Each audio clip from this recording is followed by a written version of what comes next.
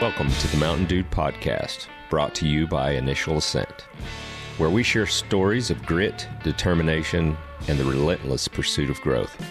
This is a space where backcountry hunting meets the deeper lessons of life. Success born from struggle and the art of carrying heavy loads more comfortably, both physically and metaphorically, through faith and perseverance.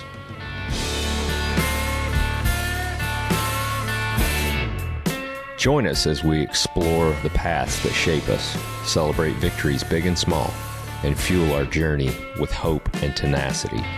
This is the Mountain Dude Podcast, where we climb higher together. If you let the Lord work in your life and you have a tenderness to you by the time you're in your late 40s, 50s, there's just something that kicks in that you're like, this is a precious gift. Yeah, I can imagine. And you're like, I know. I got the pictures from you. Granddaughters are special. Like, you just love them. I don't. You just can't. You love them, and you want to protect them and be there for them, and you know what this world does. That's women what scares me. That's 100%. I'm like, I don't know. And I'm like, I will kill you. Yeah, I will find you, and I will kill you there's if you hurt my places I granddaughter. know that you can't be found. You will not be found. It's just like, they're so special. They are. It's incredible. They're my princesses. Heck yeah. Well, that's one of my dreams. Have a little granddaughter running around. Yeah. Oh yeah. But not for a few years. Like, you look, that's my screensaver is one. Oh of my man. granddaughters. Yeah. Like, that's my little What a Elsa. cutie. She just turned 5. Yeah, That's awesome. And she's awesome. And then my Azalea Well, is coming to Montana. I don't know the other ones very well, but I know Azalea really well. Azalea knows Papa Brice. She calls me Papa Yeah. Bryce. Yeah, like, and that's she an adorable name. That's is awesome. special. And How old is she? She just turned 4, and she is.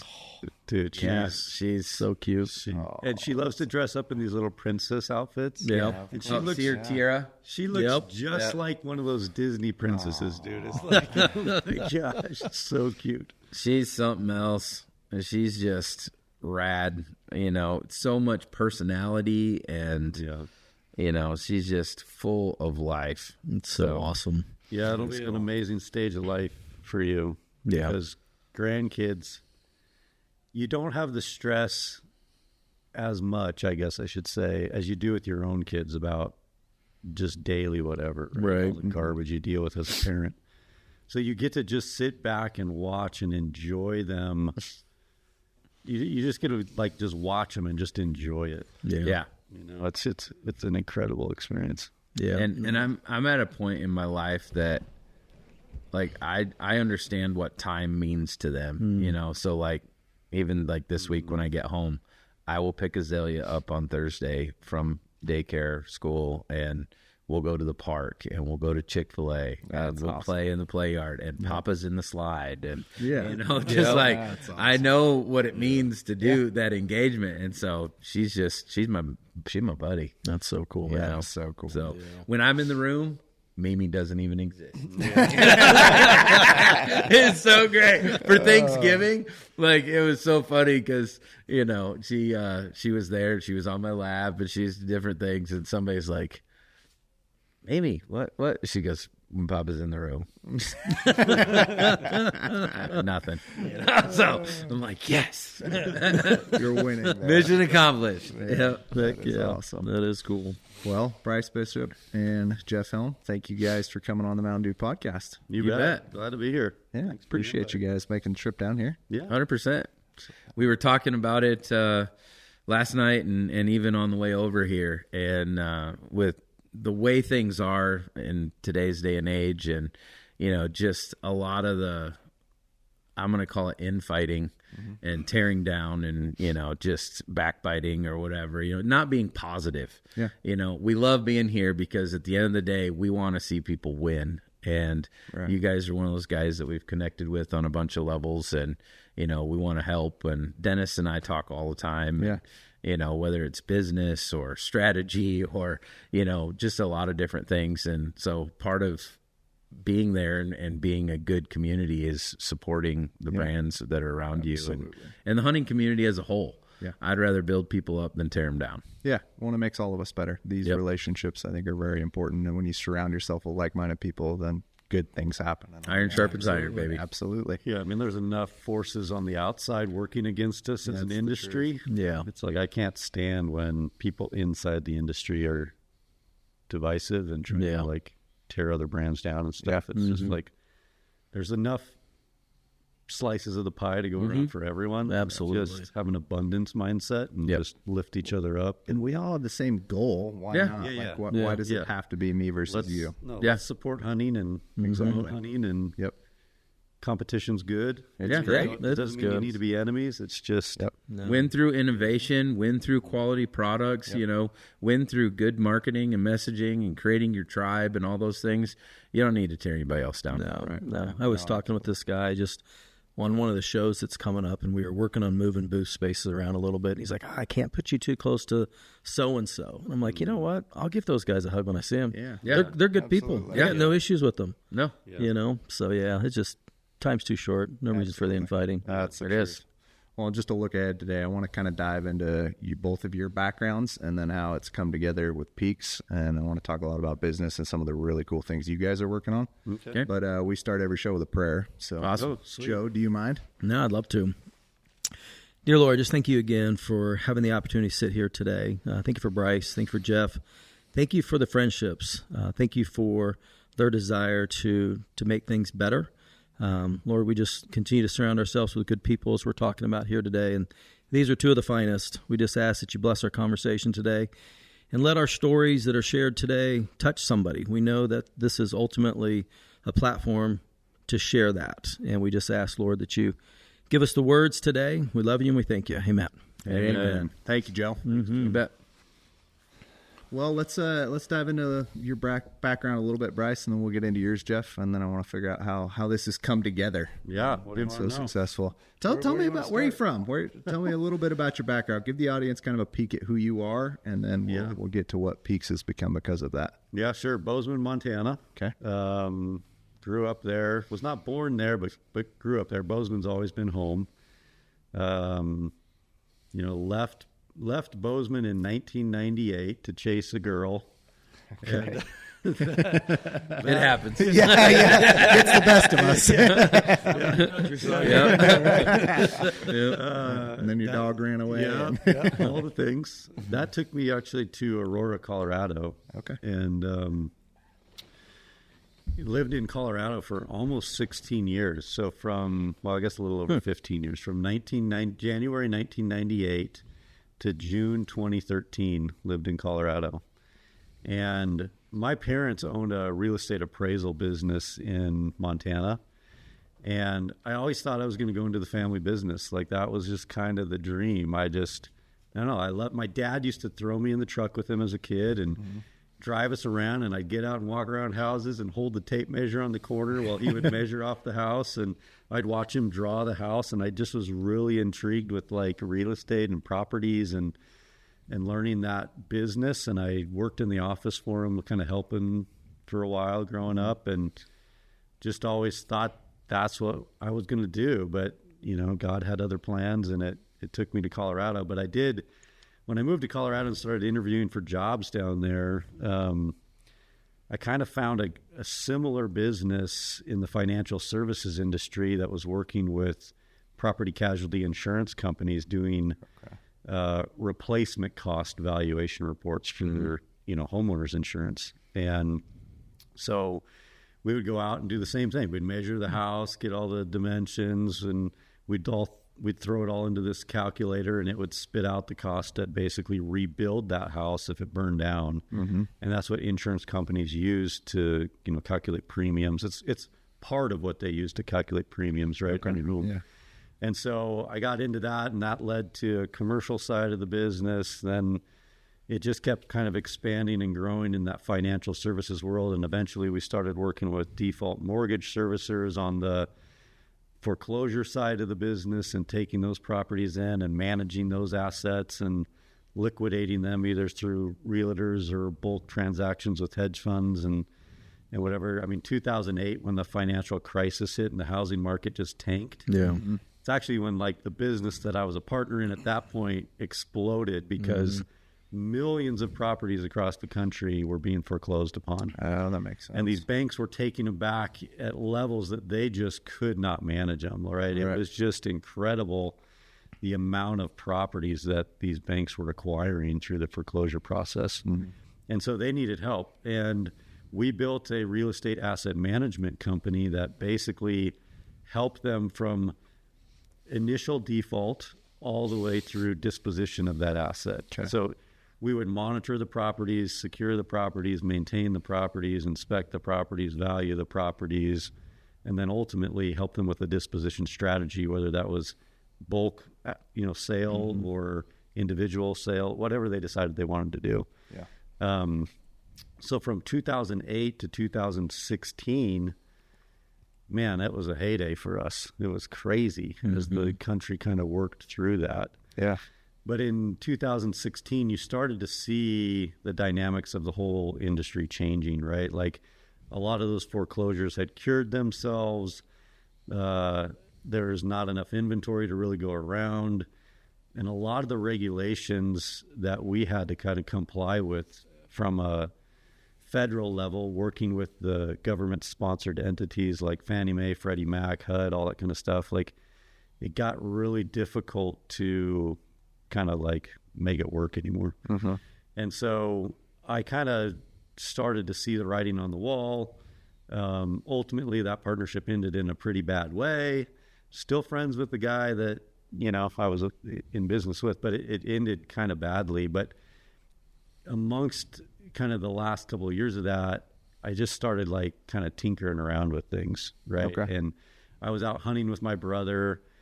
He's like, you got to get a pair of trekking poles before we go on this hunt. I didn't want trekking poles. So we stopped in a Walmart on the way out of town. I grabbed like a $19 pair of trekking poles from Walmart.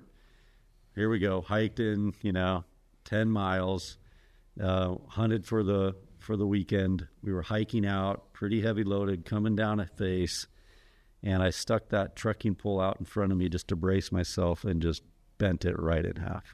Just completely bent it in half. There was no salvaging it. So we were still like 6 miles from the truck at that point, and I didn't have trekking poles, and I didn't realize how much I needed trekking poles. The value of that tool. Right? Probably one of the most underrated pieces of gear that you have when you're backcountry hunting. So that whole hike out, it just kind of, my brother and I were just talking about trekking poles at that point, and like what you'd kind of need for a true backcountry hunt. And, we were like, oh, it's got to be carbon fiber. It's got to be like lightweight, strong, all the things, right? And then I got home and I searched Amazon, and there's like a million different trekking pole options. It's just like, dude, you could buy any one of them. But I just couldn't let the idea go. So I just started like tinkering around with that. This was in 2017. Still in that other partnership. And then in early 2018, that company just shut the doors. But I had already developed this trekking pole. I had tinkered around with it enough that I finally got it to the place where I thought it was a viable product. And I had gotten introduced to Brian Call, and he was going to New Zealand with Ryan Lampers. And I just reached out to him. He actually put an Instagram post up that was like, hey, I left my trekking poles in, I don't know, British Columbia, wherever he was. And so he was looking for recommendations. And one of my other buddies that had helped me get the business started, Ryan Bassham, said, hey, you need to reach out to Brian Call like right now. He's looking for a pair of trekking poles. So I reached out to Brian, and he was really skeptical because the name of the name of the poles at that point was Sissy Six, right? And so, and gritty, you can't see gritty, right? So it's like this like yin and yang thing. Like, well, I'm gritty and I'm tough. And their product says sissy on it. So I don't know. But because of the introduction and the people that were kind of associating with us at that point, he was he said, I'm willing to give him a shot. And so we sent him a pair. We gave Ryan Lampers a pair. They went to New Zealand, and Brian came back and he goes, dude, we should have broke these things like 10 times on this trip. and they survived. Wow. So at that point, he's like, I think we can sell these. Yeah. We hadn't launched the business yet at that point. It was still just conceptual. Yeah. For me, it was just going to be more of like a side hustle. I just was kind of like, oh, I wonder if I can just sell trekking poles on the side. So we decided, okay, let's finish the branding. At that point, the business was called Sissy Sticks. We launched them, and we immediately sold out. Like less than 30 days, the first batch that we ordered sold out. Mostly through Brian's ability to show them in use in some really treacherous terrain in New Zealand. Yeah, somebody that's and his backing of it. I mean, I can't understate that enough. Yeah, it's like, or overstate that enough. Like his ability to vouch for the product in a really tough environment is what kind of just catapulted us forward with that. And so then I was like, well, I guess we'll order some more. We ordered more. Like 90 days later, they showed up. We sold out of them again. And at that point, we were kind of like, well, this seems like an actual viable business. My other partnership that I was in was done at that point, and I was just trying to figure out my path forward. And I just decided I'm going to go all in on this. And my wife was super supportive of it. I was really lucky that way because she could have very well been like, no, you need to go get a real job. Right? Like, like we need to maintain our way of living and everything. You need to go get a real job. But she was phenomenal in just being like, you know what? I've chased my dream and you've supported me for so many years. It's time for you to be able to go chase your dream and I'll support you. And we made some pretty tough lifestyle changes, right? We were in a really comfortable house and environment and neighborhood that our kids loved.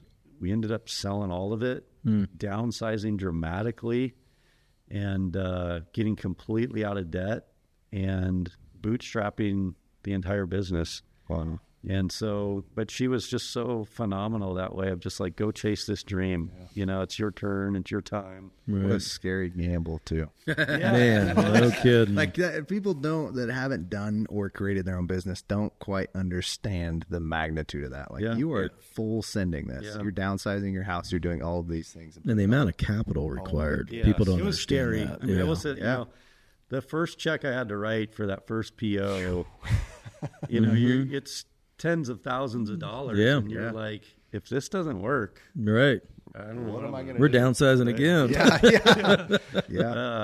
But it worked out. It just did. And I put most of that because of God, just like I really feel like he kind of directed my path forward.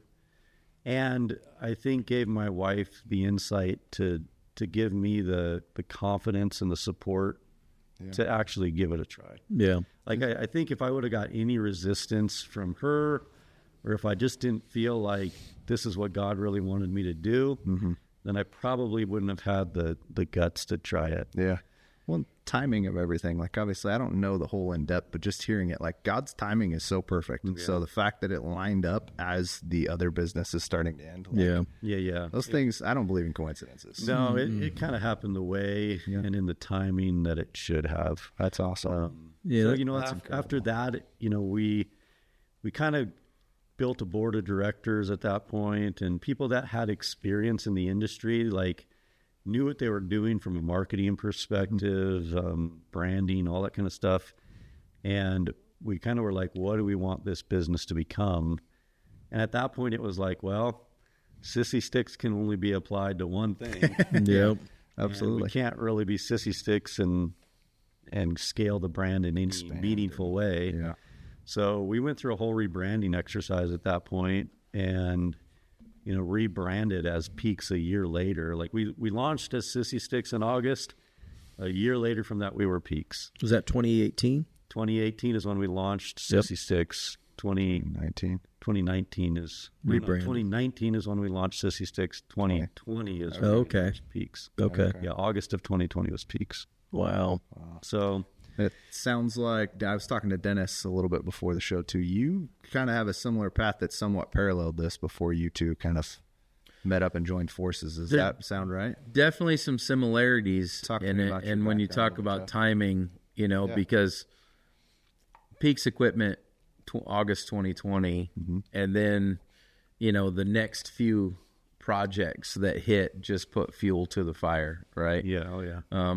You know, and within just a matter of a couple years, there was gators, there was a lot of work behind the teepee, Right. there was headlamps, you know, and this collage of products, because our goal has been for a while to basically build everything that goes into a backcountry hunter's backpack. Right, that's kind of where we're at. Yeah, is we want to build that stuff that helps you to be more effective in the backcountry. Right. And so they launch, you know, all these different projects and all these different things, and you know, not to sidetrack, but one of the things I love about who we are is we're not a Me Too brand. So every product, being in sales and working with people, it's so easy because we are not a Me Too product. Whether it's our headlamp, whether it's our teepee, whether it's our sleeping bag, like you can look at it and we have very specific things that are different. Right. You know, just like with the trekking pole that Brice created, you know, it's different. You know, it's 2 parts carbon, 1 part aluminum. It's got the strength where it needs. It's got the lightness with strength where you need it as well. You know, that bottom section tends to break, right? So if it's carbon, because it's fracturing and stuff. So broke plenty of them. Yeah, all those things are things that he fixed, right? Yeah. So it's still, even though there's tons of trekking poles on the market, we're not a Me Too product. Right. So, you know, he creates this thing over the next few years, and you know, and got it to just a fantastic place. And even now, like we look at our roadmap and where we're headed, we've got a lot of different things on the horizon. But my background's much different, even though there's similarities. I actually was born and raised in a combination of Indiana and Michigan. Okay. And fell in love with hunting out west, but I was a journeyman tool and die maker. Okay. And built line prog transfer dies, and then went into CNC and manufacturing and wire EDM and design and all that stuff. And so the whole time I wanted to get into the hunting industry. I worked in a bow shop as a side hustle, was a bow tech, and on the weekends. So I would, you know, work Monday through Friday, and then Friday nights, Saturdays, I'd be at the bow shop. And I met a guy who was one of the owners of ScentLock. And at the time, ScentLock was just ripping, and I was selling bows like crazy. They came in, met me. I ended up working with ScentLock for 14 years on the side. Okay. Going to trade shows, meeting people, opening Cabela's and Bass Pros and, you know, Sportsman's and, you know, all these different places, really getting a background and meeting all these folks along the way that many of them I'm still friends with today. And at one time I tried to jump in to the hunting industry, and it just didn't work. Yeah. You know, the door closed about as fast as it opened, and it just wasn't good timing. And honestly, I was a little devastated because I'm like, man, I love this. This is my passion. And, you know, I feel like I'm good with people, and I feel like it was just a great fit, but it wasn't the good timing. And so fast forward, I start my own business in Texas. I moved to Texas almost 20 years ago, and involved. I've got a CNC shop. I've got 8 or 9 CNCs, robotic welders. Wow. We're doing automation. I'm working with Toyota. I'm working with all these oil and gas companies. My partner and I have a pretty hefty falling out, much like Brice. And, you know, it was devastating, you know, a business that I built for 7 or 8 years. And then we get to a impasse and can't get past it. And so at the end of the day, I move on from that and go into sales. The whole time doing things with Prime G5, and then now once was ScentLock sold, so then I started working with Sitka, and so for the last 10 years I've worked shows for Sitka, I've worked shows for Yeti, I've worked shows for Prime, meeting all these people along the way, which is how I met Brice. Okay, and so I kind of had these 2 lives, right? I had this manufacturing life that, and I was comfortable, you know, you have a similar story in some ways, you know, where you make pretty good money in this manufacturing world and different things, but you really want to be over here. It just doesn't necessarily pay the bills. And I'm working a sheep show, and Dave Brinker walks in with Mr. Brice Bishop. and he sits down next to me. And the first time I met him was at a banquet at a sheep show, and he's quiet. And I'm like, man, he's hard to open up, you know. And, Hard to read this guy. Really hard. Like, he's pretty quiet, you know. But we got along really good, you know. And I asked you, I'm pretty good at opening people up a little bit, and we talked for a while. And Brice is not the banquet kind of guy for the most part. So they only stayed for maybe an hour and a half, 2 hours during the auctions and stuff, and then he bailed. But we shared contact information. Yeah. And we really didn't talk a ton after that until it really picked up when I found out his wife had cancer. And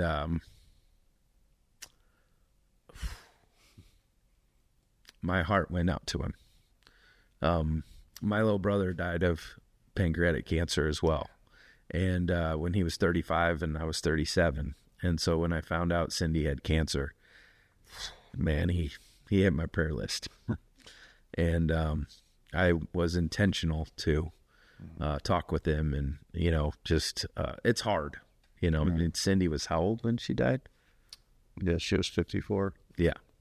So those are hard when you don't expect them, right? Yeah. And so from that point on, like I had already been asked to work some trade shows for PEAX. Yeah. And I did. We worked some trade shows.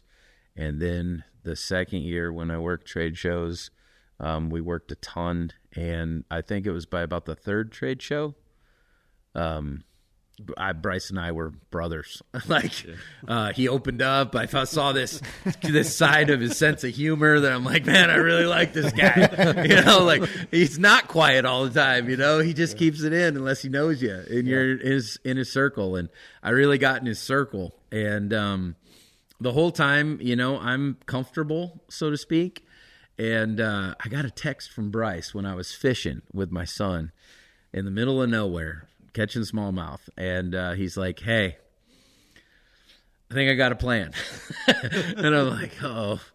And I'm like, what are you talking about? He's like, I think I found a way for us to work together. And I'm like, okay, well, I'm fishing, so can I call you when I get done? And he's like, yeah. And so I called him, and he's like, man, I don't know if I can match what you're making over here, but and I don't have retirement and 401k, and I don't have benefits. And I'm like, oh, this is sounding great. Like, yes, I'm in. Like, and he's like, yeah, exactly. Sign me up. He's like, you might have to take a pay cut. And I'm like, oh, yes. And you're going to travel all the time. Yeah, it's going to be great. And we kind of talked through it all. And, you know, and I was like, I just had this peace about it. You know, and I'm like, I went home and I kind of, you know, Brice and I talked more, and then he kind of laid out what it would look like and what my job would be there. And I talked to my wife about it, and I have the best wife. Yeah, you do. She's incredible. She is my best friend. She is my partner, my confidant. She's my biggest cheerleader. She's amazing. Wow. And she was like, well, if you think this is the right move, go for it. And Wow. I'm like, okay. And I jumped out of my comfortable, safe, secure job with retirement and everything else. And, you know, by God's grace, I live a pretty debt-free lifestyle. And so it was all right. And we laid out a plan. And we've got some really crazy goals to go after and hit. And I got to be honest, the last, you know, year and a half to coming up on 2, it's crazy to think that It's been 2 years. yeah, has been wild. Brice is just this great guy that he's not perfect, but he's a visionary. He's really good at building the team together. His yay is yay and his nay is nay. And we don't always agree. In fact, I probably give him as much grief as anybody. But there's a mutual respect between us that I'm coming from a good place. Yeah. He's coming from a good place. And my background of ISO 9001, Yep. AS 9100. Everything needs a system in place. Manufacturing, but also owning my own business, understanding cash flow, understanding forecasting, and So different important. things. We just make a really good team together because I think that I carry some of the load over the last year and a half that Brice was carrying as a operations guy, because Brice does everything. Like, he has got his hands into all kinds of stuff, and we're building a great team. We have a lot of great people involved, but ultimately Brice has had to carry a lot over the last few years. And so I've enjoyed being a part of the team and helping where I can. More often than not, Brice called me not about, 6-9 months ago. It's like, hey, I don't know how you're going to do this too, but your compensation's not going to change. But It's a growth opportunity. Can you take this on as well? And I'm like, yes. Sounds like Brice is a really good salesman.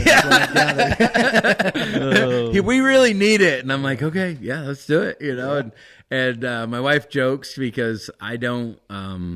They say when you enjoy your job, you don't work a day in your life, right? And there's some truth to that. Absolutely. I wake up every day excited to accomplish things, move the ball forward. It's really awesome when you work with people that you love. Don't just like, but you love them. And I am blessed to work with the team that I love. Well, he's such a team player too. Like, he's pretty humble about it, and he's joking, but I can't tell you how many times the words out of Jeff's mouth is, well, what's good for the brand? What's good for the team?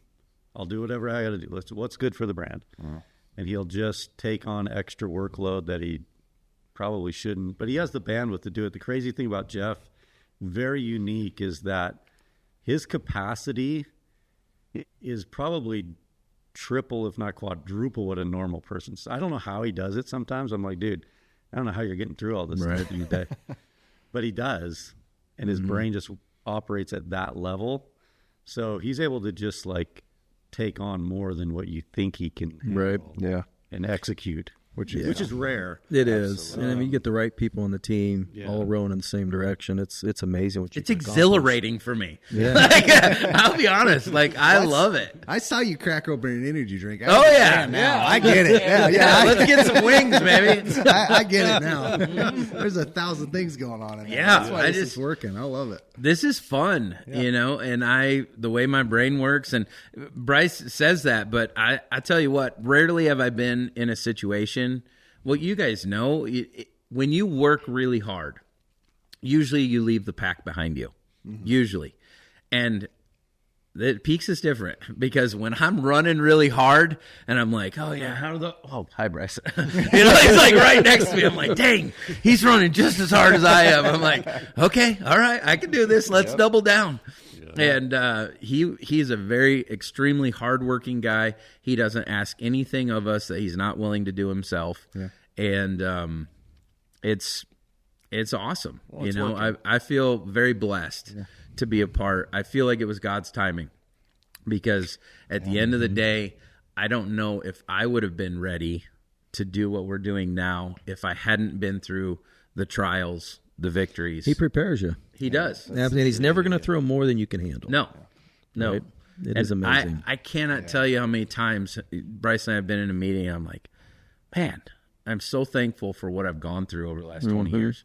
Hasn't always been good. No. But I'm thankful. Yeah. And the next 20, it's not always going to be good. No, it never is. I look at 2025. We've dealt with a lot of challenges, and yet we're here, and we're winning.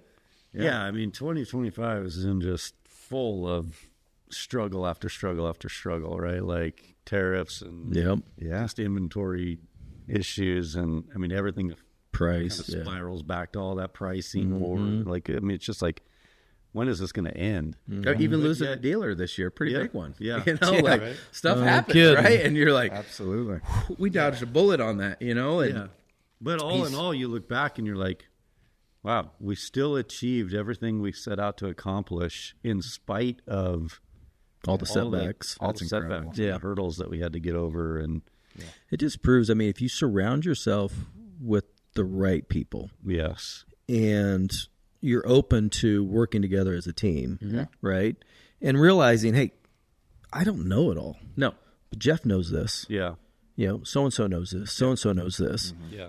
And then you work together in a common goal, man, you can just move mountains. Yeah, I think it's so important as a leader in an organization to hire people that are better than you. 100%. Right? Absolutely. And be comfortable with it as a leader. Be okay with that. Yeah. Best business advice I ever received was that. Yeah. It's, I've got guys, Jeff, Dave Brinkert, like standing on mountains over me, right, as far as their skill sets. And I've learned so much from those guys over the course of the last 5 years that I'm better because of it. The brand's better because of it. Right. And there's no egos involved. No. In it. It's like, I want you to be my mentors in these areas because I don't know. Yeah. I want to learn. Yeah. And I think you hit on something both you guys did earlier that I firmly believe in. It needs to be about the brand. It does. It doesn't need to be about a person. It needs to be about the brand. We've all seen those companies that build themselves around a person. Yep. Yeah. And they will never stand the test of time, right? Wear the jersey, wear the jersey. And technically I'm, my daily thing is I'm in charge of wholesale and pro programming and stuff like that. But I wear the jersey. Direct to consumer is just as important as what I'm doing. And when you don't care who gets the credit, Right. when you don't care and it's a team, we win together, we lose together, and what I'll say about Brice is that there's times when he and I disagree firmly. and he holds his ground pretty dang strong when he feels that way. But I also know he's a data guy. And so if I give him the data, I give him the common sense, and then I let him sleep on it. Usually the next day, he will make some move towards what we're talking about. Not always. Numbers don't lie, do Not they? always. But This sounds familiar. and that's something that I respect, and he's earned a lot of respect from me because I know no matter what, he's going to be fair, and he's going to try and make the best decision with the information that he has, but he's not opposed to getting new information. Yeah. Well, and I've learned my lesson the hard way a couple times with that. We've got a phenomenal e-commerce gal that helps us with all of our digital. You do. Yeah, you do. Marketing. She's phenomenal at that.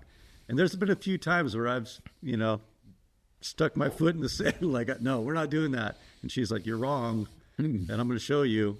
And I'm like, all right, let's go. And we'll place a little wager or whatever. Yeah. It's fun. Yeah. And she always beats me. I've learned to go, if Mallory says it, just do it. Yeah. Don't fight the battle. It's not worth it. She's going to be right. And That's awesome. That creates such a culture, though. It does. When you have that, there's such a circle of trust amongst our team. We recently all got together in Montana and spent a few days in an Airbnb just hashing a bunch of stuff out and looking at the 5-year plan, the 10-year plan, where we're at, what this roadmap, just really inspecting, right? Plan, do, check, adjust. And we were doing the checking. And, there was one of the gals that was there was like, what you guys have is special. Like, this is not normal. That you guys can disagree the way that you disagree, and you're good. Like you get passionate about it, but when it's all said and done, Hold hands. And, you guys are good. Yeah. And we have that. That's exciting. That's priceless. Well, it doesn't sound like it's just in the business. Both of you guys have talked about your wives and your family. Like, that's obviously you have surrounded yourself with people from the beginning to put yourselves in a position to be able to do these types of things. And that's speaking to the growth of the business, right? Yep. yeah, That's for cool. sure. For sure. I think we have a great support network outside of the business. Oh, yeah. Which is so important. It really is. Yeah. It is. It's a really healthy culture. It is. That's awesome. Well, you guys are doing amazing stuff. One of the things that I've loved, and I think it shows your guys' confidence in your brand, is when you guys develop products, a lot of times people will do it in the back rooms, right? Nobody's going to see it. You're never going to share it. You're never going to talk about it until you launch it. You guys have taken a little different approach with products where it's like, you know what? Take a look at it. Yeah. We're going to continue. I think about the sleeping bag, right? How you did that. I mean, the jackets, right? These are things that other companies would say, no, I don't want my competition to have any insight as to what I'm doing. And you guys would just kind of push that aside and say, you know what? We're PEAX. We're going to build the best product we can. We're going to bring innovation, right? And we're not going to worry about necessarily what the competition is doing. We're going to do what we do, and we're going to do it really good. And I think that just separates your guys a whole bunch, because then you get the buy-in from the community. Yeah. I just think it's a great move you guys have done. Yeah. You know, we always say our enemy is not the competition, it's the status quo, right? If we could go out and build any product that just meets the status quo, right? Like, whatever, let's just do that. Put our brand on it, easy. Right. But that's just not the way we operate, right? Like our enemy is like the way it's been done for decades. Yeah, because it's not like there's... what we're fighting against. We're like, how can we do it different? How can we do it better? Yeah. How can we do it so that it actually supports the hunter? And we're happy to show that and share that with everyone, because it is innovative and it is disruptive, and it's healthy for the industry, right? Like we trailed behind the mountaineering outdoor industry for a long time as an industry, right?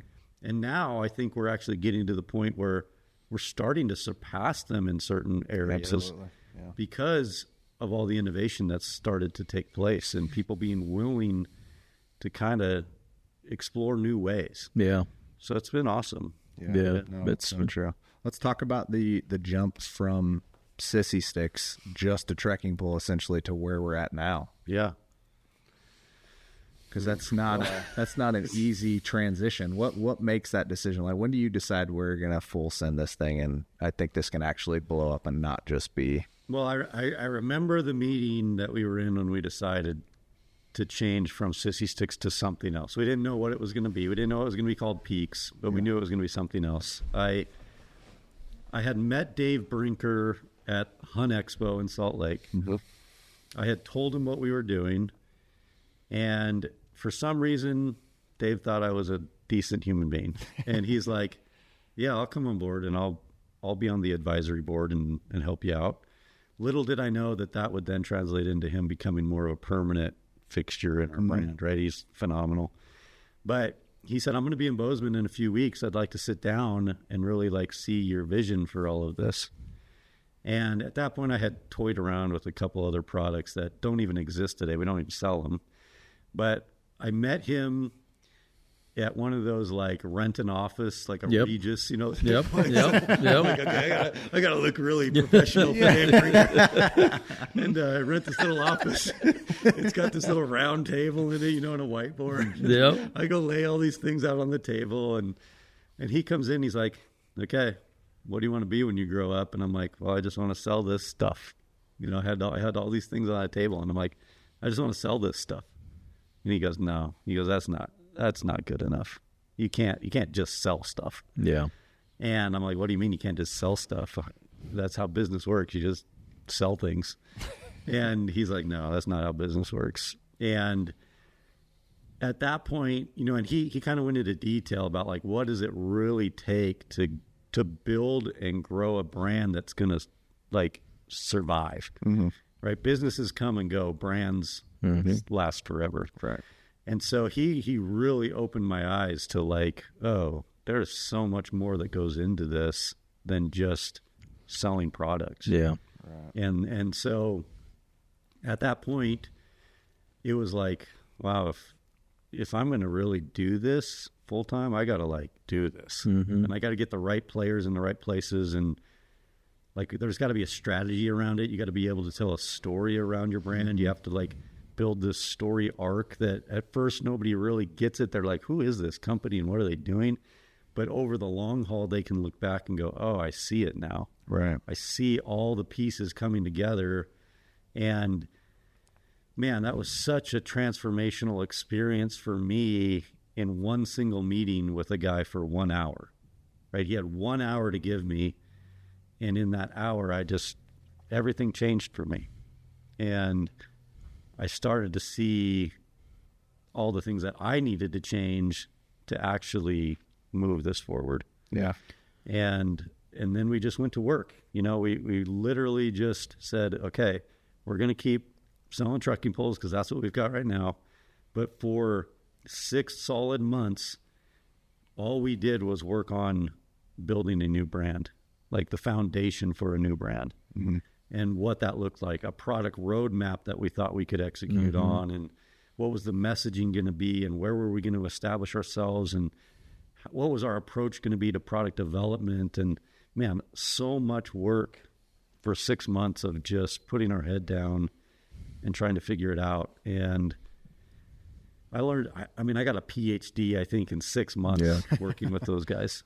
Drinking from it was crazy. So I want to back up a little bit, because one thing I've noticed that you've done exceptionally well is you've brought people in that a lot of people would probably be afraid to even talk to, right? Like a Brinker, like Jeff, like Cole, right? So can you maybe talk a little bit about the process you went through? I mean, I know how you got a hold of Brian, but just even that, being able to sell a vision, I think you're selling yourself short, because for you to be able to go and get Brinker on board, to get Cole on board, to get Jeff on board, what was it that you felt like you were able to accomplish to get that done? Does that make sense? Yeah, I don't know if I have a great answer for that one, Joe.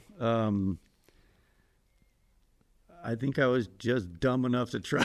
Just to try it? Hey, that might be the best. I mean, I don't know. To be honest, because, the first two people I ever reached out to in this industry was Randy Newberg and Corey Jacobson. Those are some small names, right? Yeah. There was no reason I should even try to reach out to those two guys. But when I got the very first prototypes of Sissy Sticks, I was dumb enough to send those guys emails and phone calls and say, hey, I have this product that I want you to test. And they responded. I remember sending Randy Newberg the email saying, hey, I got this product, this trekking pole, because I knew he used trekking poles. I'm like, I call it Sissy Sticks, and here's what it is, and I'd really love you to test it. I got a response back from him literally within like 3 hours. Oh, wow. Because of the name. Yeah. He goes, I got your email, and I read the name, and I was like, I got to respond to this. He goes, I don't care if the product's just horrible. I have to respond. And Corey Jacobson, same thing. Hey, yeah, I'll test them out for you and give you feedback. Sure. There's such a lesson learned there for folks that are listening. It was that experience that I was like, okay, well, those are pretty big names in the industry, and they responded to me. So, and they're still with us today. Yeah. And that probably built a confidence. To what you guys are doing. So it's like, I was like, why not try to reach out to everybody else? Mm-hmm. I mean, if they tell me no, they tell me no. Right. Whatever, I guess. I don't want to make a fool of myself, but I mean, all they can say is no. Right. And so, I don't know, man. I just never was really afraid to take that leap of faith, to reach out to people and try to make those connections. But, I can't also, there's people who also helped, right? Like Ryan Bassham was working at Sitka at the time as, I think they're like whitetail and waterfowl product lead guy. Yeah. And he's the one that, kind of vouched for me with Brian Call initially. It was like, hey, I got this buddy at church. He's making these trekking poles. Can he reach out to you? And Brian was like, yeah. So I think it was also just making sure that, I used the connections that I had. Yeah. I mean, I can't undervalue the blessing of having those connections, right? Like I didn't deserve that. I don't think anybody deserves it, but God put them in my path. Right. And then I just was dumb enough to go, yeah, let's try it. Let's try it. And it is funny, this industry, my background, construction, manufacturing, that stuff, which is a good group. I mean, it's a tight knit, right? But nothing compared to the hunting industry. Yeah, sure. And isn't it amazing how many companies or people that have nothing to gain really open the door and say, yeah, I'll help you. We noticed that through and through, and it sounds like you guys have had a lot of similar experiences. Yeah. It's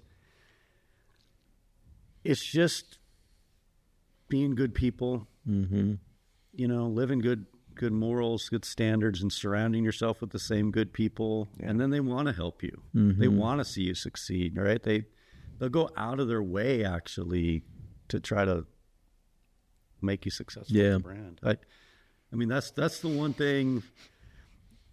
That's the only thing I'll say that I think I've done right is I've really tried to vet out the people that we associate with and just make sure that they're good people in general, right? Like as human beings. Right. I just, there's, like we said at the beginning, there's enough negativity already in this industry. There's enough people trying to tear you down that if you buy into that and you feed off of that, you're going to fail ultimately, in my opinion. Success comes from just supporting each other and doing everything you can to build each other up. And when you do that, everybody wants to see you win. Yeah. Right. And they'll partner with you, collaborate with you. They'll make connections for you because they're just good people and that they just want to see you be successful. Absolutely. Yeah. What do you think some of the best advice you've received about business and starting this thing is? I don't know. Best advice.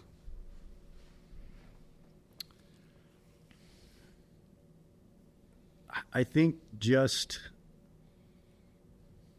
grow at the rate that you can grow without having to leverage yourself. Okay. Probably. Yeah. That's been a big staple of ours from the very beginning is if we were going to build this business, we didn't want to be beholden to some venture capital company that controlled everything that we did. Right. Slave to the lender. Yep. Yeah. We wanted to be in control of our own destiny. Somewhere. And so I think by doing that, we've had a lot of freedom to do whatever and permission to do whatever we wanted to do because we don't have to please anybody else. We just have to please ourselves. If we're happy about where we're at and the growth and the direction we're headed, then great. Everything's great. We can make a Dumb and Dumber parody. We can make it. Dumb That was incredible, by the way. That is. I love it. That thing turned out. Whose idea was that? I mean, that was awesome. That was great. Okay, let's destroy this whole thing. We'll go down that rabbit hole.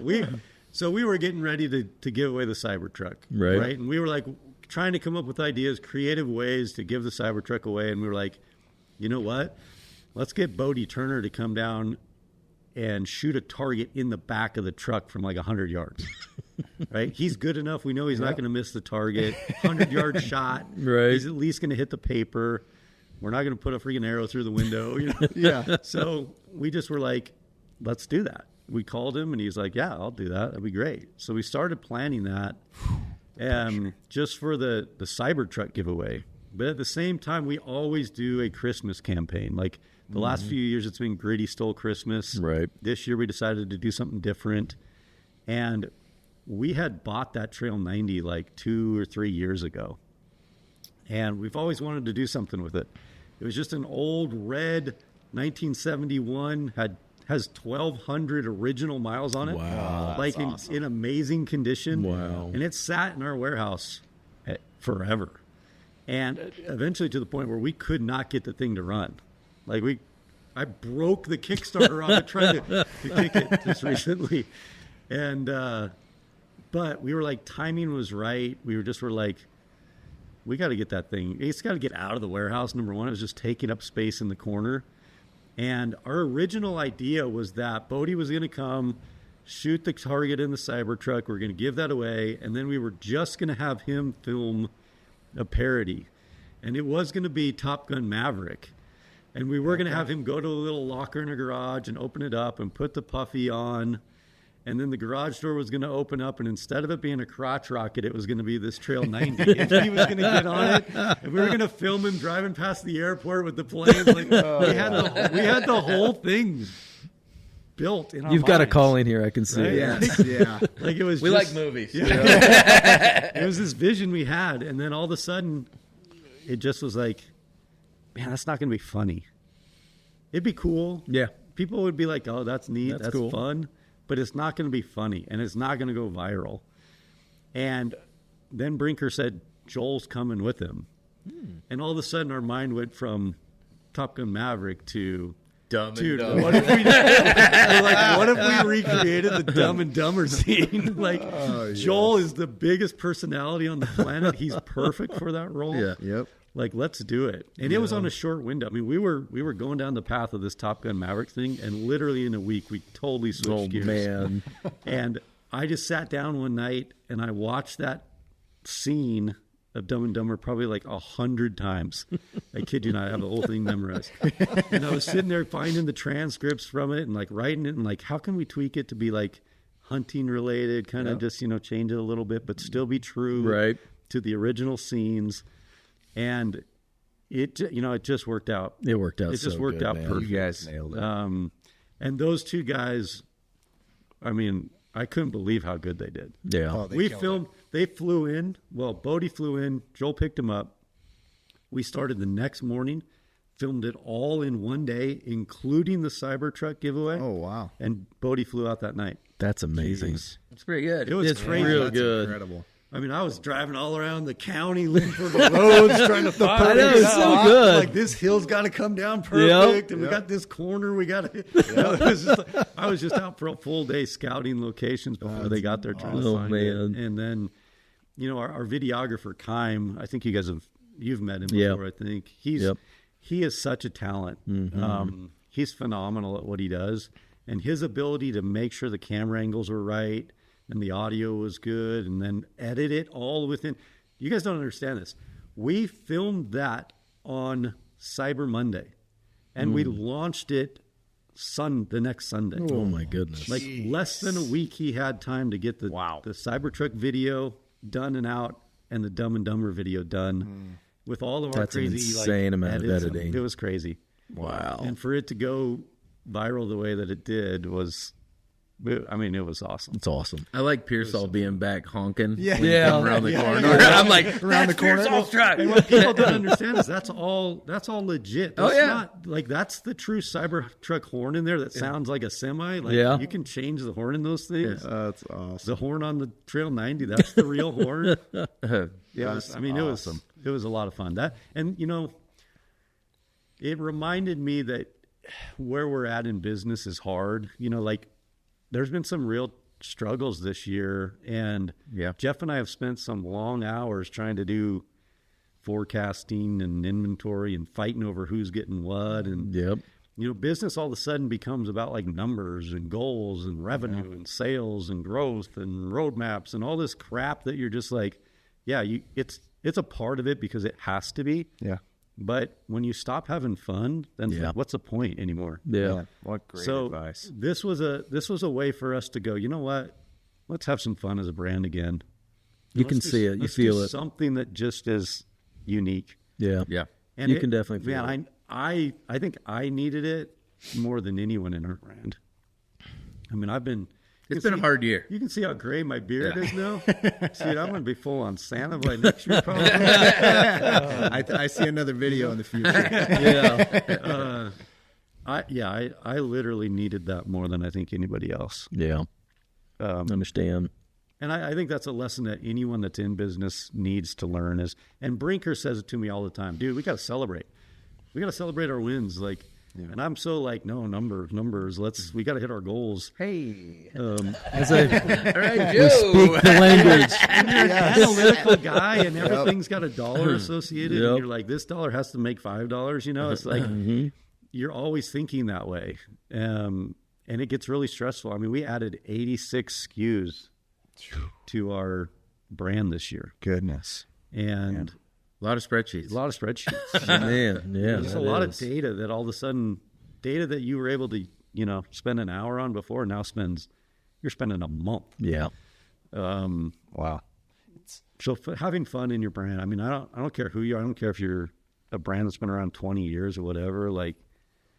You got to have fun. And as serious as things get sometimes, we've maintained a lot of laughter. Oh, yeah. Laughter's good medicine. It is. And so we use humor. Good we for the use soul. the Dumb and Dumber. I mean, we're quoting movies all the time, being silly, and there's a lot of laughter. And I think that is good, especially when you fight as hard as we fight for, taking new ground, going out and hitting our goals. when things are tough, you need to be able to laugh.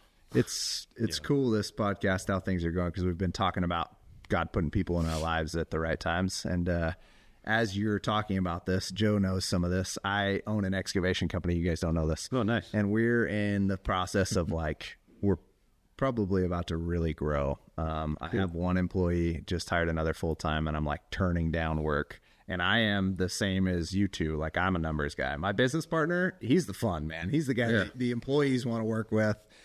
Super hard worker, but he's the fun guy. I'm no, every dollar has to pencil out. I am the numbers guy, and I haven't slept in 2 weeks because the growth of this thing.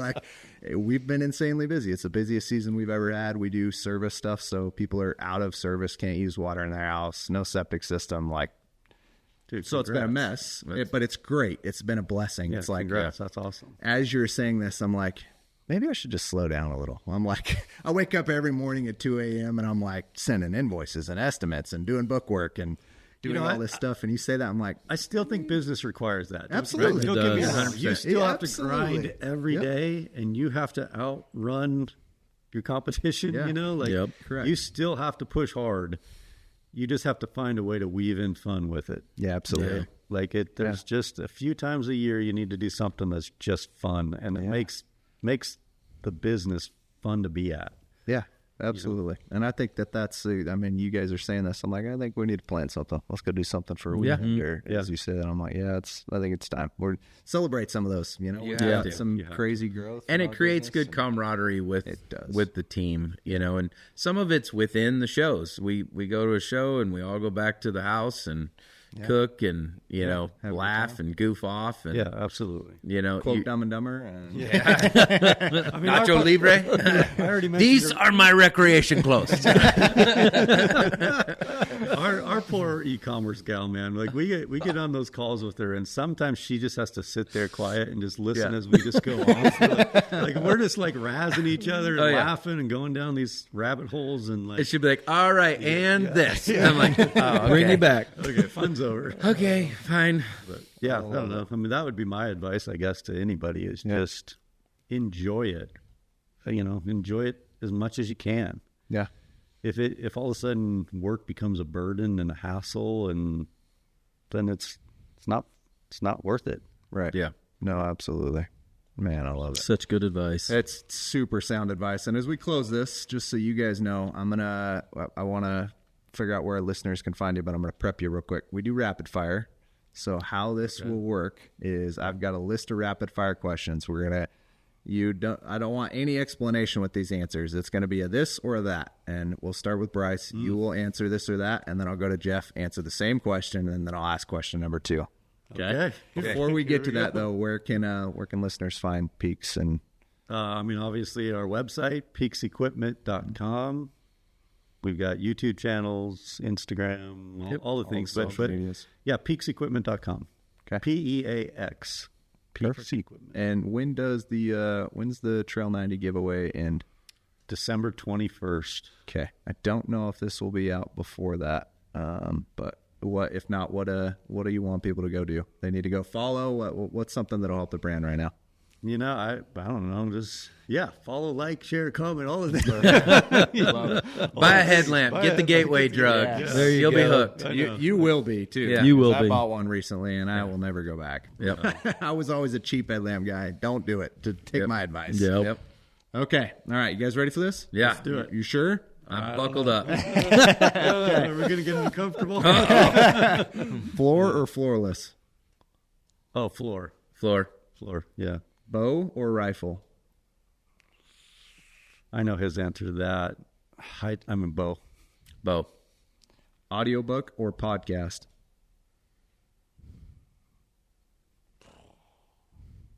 Does a master class count as a podcast versus I'll give it to you. like a master class? Yeah, okay. There you go. Audiobook.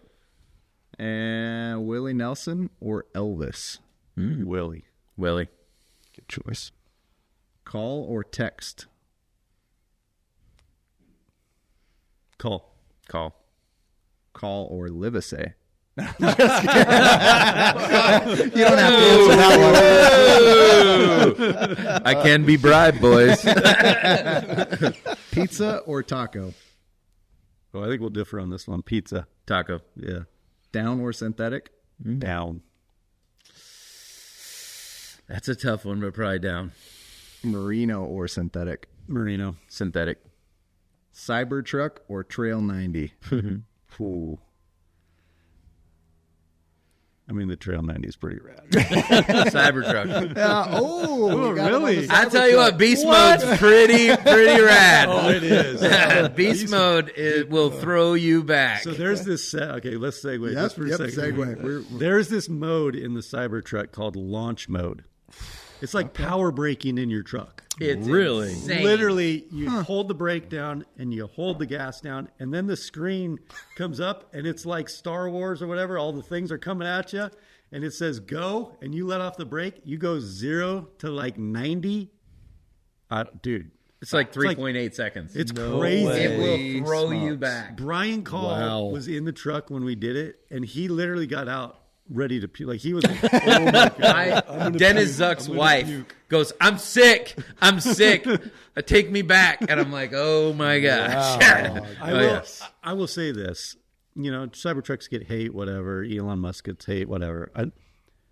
The future is electric. I will say that. After driving that thing for a year and learning about the technology and watching it and what it does, there's no doubt in my mind eventually everything's going to go that way. Wow. Everything's going to. We just have to go a long ways with batteries. It's a long ways to power get there. gen and all that stuff. But it's phenomenal. It's incredible to just sit there and push a button and it just goes. I remember last year at the expo, you were telling me you just literally drove all the way from Montana. Yeah, it's insane. Down to and South there. drives Drove well. itself, yeah. It's crazy. That is mind blowing. And then now he's got these new whatever they're called robo taxis that are coming out and stuff like that. Like, jeez, the technology is incredible and the safety is incredible. Like. It's like every 3 million miles and a self-driving vehicle gets in a wreck, and it's only like 200,000 that a human does. Yeah, It seems like less than that too. I was a cop for 7 years, I promise. So, anyways, I mean, yes, segue, but absolutely. I know I surprised you. Yeah, but we got you. You did. Cybertruck. I had a good buddy growing up, and he lived at the end of this canyon, and his dad had a couple Trail 90s. And as a kid, we used to just rip around on those things and get them Good stuck memories. and rake them and whatever. So Send 'em there's back. a nostalgia thing for me with the Trail 90 that a Cybertruck doesn't have. Yep. And so for me, Trail 90. I love it. It's awesome. I love it. Well, It's boys, awesome. thanks for coming on the Mountain Dude podcast. Yeah, thanks, You bet. guys. Thanks for having me. Thanks for having Appreciate us. it a bunch. Appreciate it. Until next time, keep your eyes on the summit. This is the Mountain Dude Podcast, signing off.